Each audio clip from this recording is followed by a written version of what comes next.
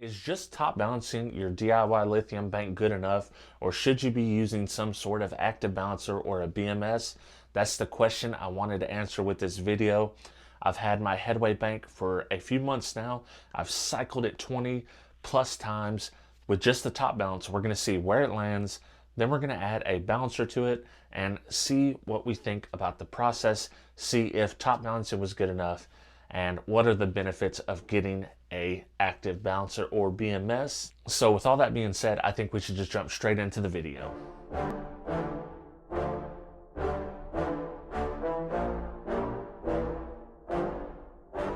Yeah, I just want to be the greatest. Today we're going to talk about if top balancing your cells actually works, and on top of that I'm going to show you how to hook up a BMS, or in my case just a simple active balancer. First things first, let's see where these cells are at right now. I have cycled these roughly 20 to 25 times. They've been discharged, charged back up. I've been using them for, every little thing that I do on my bench, and just kind of putting them through the paces. They have only been top balanced. These have not ever been actively balanced. I wanted to check the cell voltage, see how far off they are. In my last video, I showed them being within 0.01 off, so I think it was around 3.39 volts or 3.4 volts on every single cell. All right, let's see where the cells are at right now.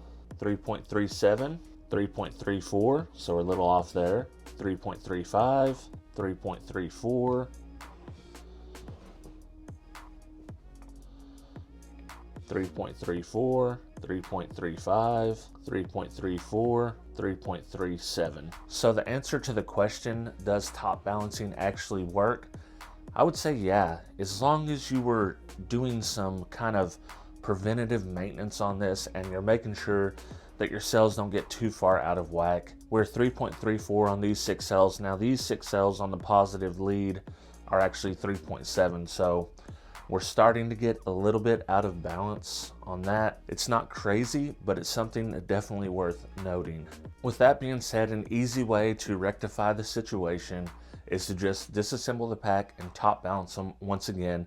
If you're getting too far out of whack, I think it's definitely worth doing, because you don't want to have all the draw just on 2 cells, or 4 cells, or ever how many you have in your pack. You don't want the majority of the power coming from just a few cells. You want it spread as evenly as you can across the cells. It's not always going to be perfect, but that's the goal. Our next step will be to add a active balancer. This will be basically exactly the same way as if you're hooking up a BMS. The only difference is an active balancer is just going to balance these. It's not going to have a low temperature cutoff or anything like that, a high amperage cutoff. It will just balance the cells, and that's it. All right, let's talk about the active balancer itself, how to hook it up, how to choose the right one.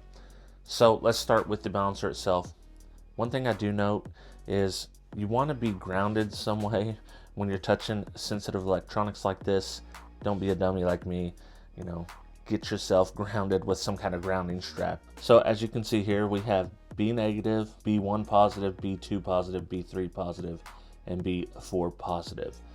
Now what that means is that's your first battery ground, your first battery positive, your second battery positive, your third battery positive, and your fourth battery positive. So this is a Heltec BMS active balancer. It is for a 3/4S configuration. What does a 3 or 4S configuration mean? This is what you call a 4S 2P configuration. What this is 4 cells in series and then 2 banks of 4 cells paralleled. If you carry this on, you could have a 4S 3P, 4S 4P, so on and so forth. So the S part is series. That means how many cells do you have in series?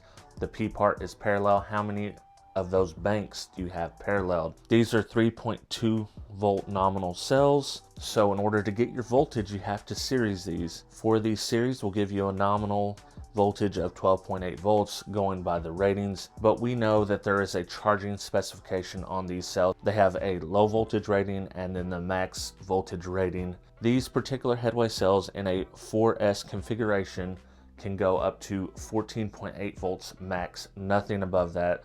That's the absolute tippy top of what you want to do with these. And you definitely never want to overcharge your batteries, specifically lithium AGMs the same way. You don't want to overcharge them. That is bad news. Don't overcharge them. I can't say that enough. There's been too many fires out there from situations where people just really didn't understand what they had or what they were dealing with. So when you're hooking up your active balancer or BMS, like I showed you before, we have a B1, B2, B3, and B4 positive, which are your positive leads. Now, to see which wire is which, you basically just plug this dude in and see what color lead is coming from what, starting with the ground. So you have your first ground here, because this is your ground side. So first ground down to first positive. That's your B1. B2 is your second positive, which will be right here. B3, your third positive, and B4, your fourth positive. I'll take a still photo of this so you guys can see, and I'll mark B1, B2, B3, and B4 so you can see what's going on. My particular bus bars have made it easy for me. They have included bolts here, so all I had to do was crimp some ends on them. If you don't have nicer bus bars like this, you basically can drill and tap a hole in your own bus bar prior to having it hooked up as a battery, of course, or you can just hook these in line with whatever screws you have going on top. With all that being said, let's plug this in and we'll see if we get some active balancing here.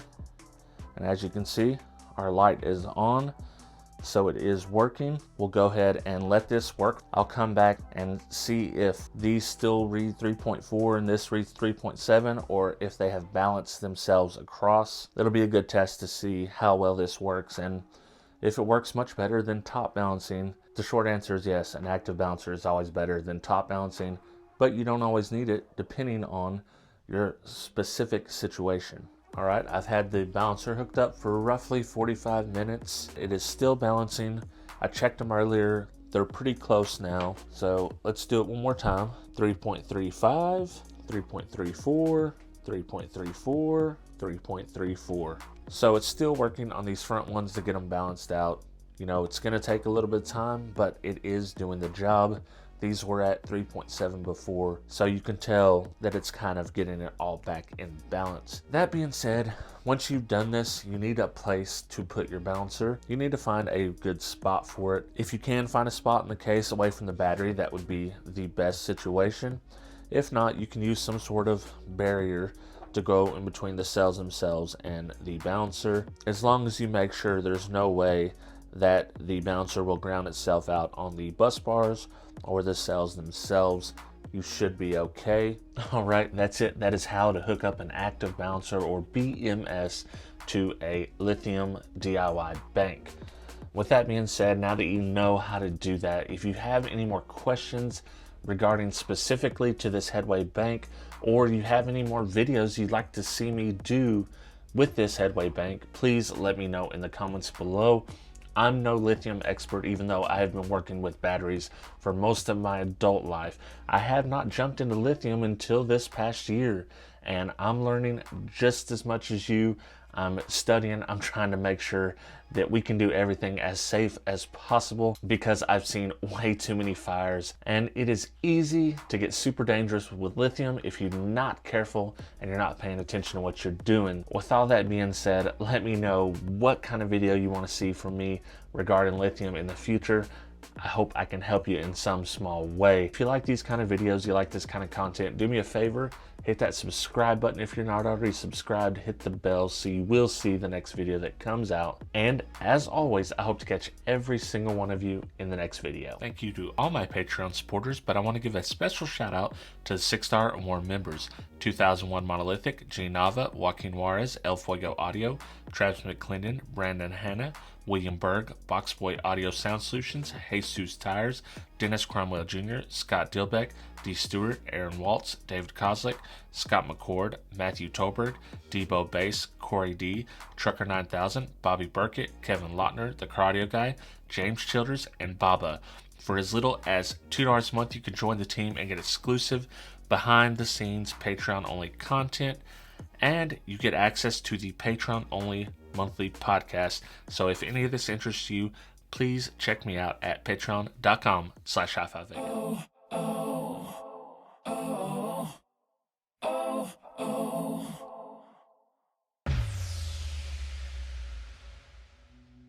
As far as cases go, there's a lot of good options out there. You can get a cool acrylic case for this, and it just leaves the positive and negative open for you. Really nice looking if you have some nice bus bars, and they're built specifically for these Project DB bus bars. That's a good option. For this configuration, I think it'll run you about 80 bucks, which that's a little bit of money. You got to build it yourself, but I think it's a pretty cool option if you're wanting to showcase what you got going on. There's also a cheap option. These are both cheap options. This is a plastic ammo can that you can get from Harbor Freight for like $5. And if I wasn't using these thick bus bars, this would fit perfectly in clothes. If I was using these small orange separators, it would be in here no problem. As it sits right now, it will fit, but you really got to extend the latch a little bit to get it to close. So that's the only issue with this one. This one here is a Noco battery case, and this one fits easily. Would have plenty of room to mount your BMS to the side here somewhere. The only issue with this one is it is a little big, so you'll have to fill the inside in with some kind of insulation material. Fireproof would be the best kind in my opinion, but you know, there's plenty of options out there.